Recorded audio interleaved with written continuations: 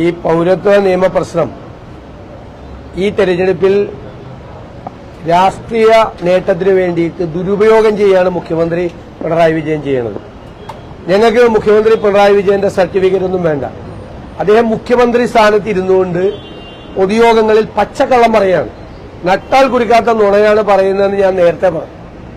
രാഹുൽ ഗാന്ധി പാർലമെന്റിൽ പോയില്ല എന്ന് പറയുന്നത്. രാഹുൽ ഗാന്ധി പാർലമെന്റിൽ പോയി പൌരത്വ നിയമത്തിനെതിരായി വോട്ട് ചെയ്തതിന്റെ രേഖകൾ ഞങ്ങൾ ഹാജരാക്കി ഇല്ലേ, പാർലമെന്റിലെ ഡോക്യുമെന്റ്സ്.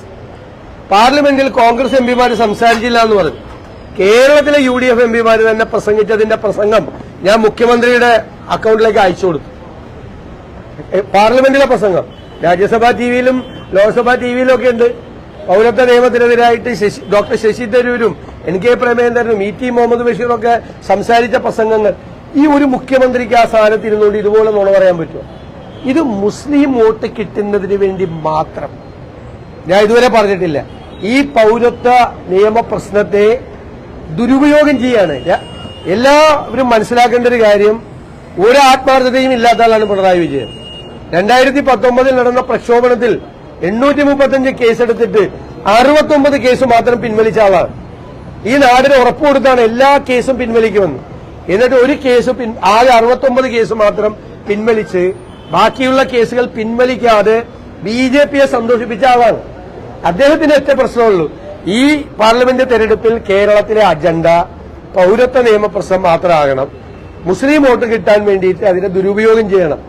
കോൺഗ്രസ് കേരളത്തിലെ എത്ര സ്ഥലത്ത് പരിപാടികൾ നടത്തി? CPM നടത്തിയതിനേക്കാൾ കൂടുതൽ പരിപാടികൾ കേരളത്തിൽ നടത്തി. എല്ലായിടത്തും നൈറ്റ് മാർച്ചുകൾ നടത്തി. എല്ലാ സ്ഥാനാർത്ഥികളുടെയും നേതൃത്വത്തിൽ പരിപാടി നടത്തി. പാർട്ടി സെക്രട്ടറി രാജ്ഭവന്റെ മുമ്പിൽ KPCC പരിപാടി നടത്തി. ഇതൊന്നും ഞങ്ങൾക്ക് പിണറായി വിജയനെ ബോധിപ്പിക്കേണ്ട ഒരു കാര്യമില്ല.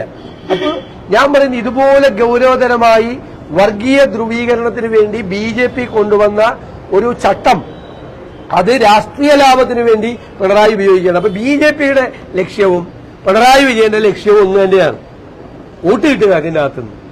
അതാണ്. ഞങ്ങൾ പൌരത്വ നിയമത്തെ വോട്ട് കിട്ടാൻ വേണ്ടിയിട്ടുള്ള ആയുധമാക്കി മാറ്റില്ല. രാഹുൽ ഗാന്ധി ഭാരത് ജോഡോ യാത്രയിൽ പ്രസംഗിച്ചില്ല എന്നാ പറയുന്നത്. എന്റെ CPM-കാരെ ആരെങ്കിലും പങ്കെടുത്തിട്ടുണ്ടായിരുന്നു ഭാരത് ജോഡോ യാത്രയിൽ രാഹുൽ ഗാന്ധിയുടെ പ്രസംഗം കേൾക്കാൻ?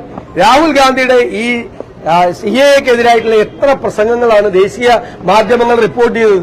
മുഖ്യമന്ത്രി ദേശാഭിമാനി മാത്രം വായിക്കുന്നതുകൊണ്ടാണ് ഇതൊന്നും അറിയാത്തത് സത്യത്തിൽ.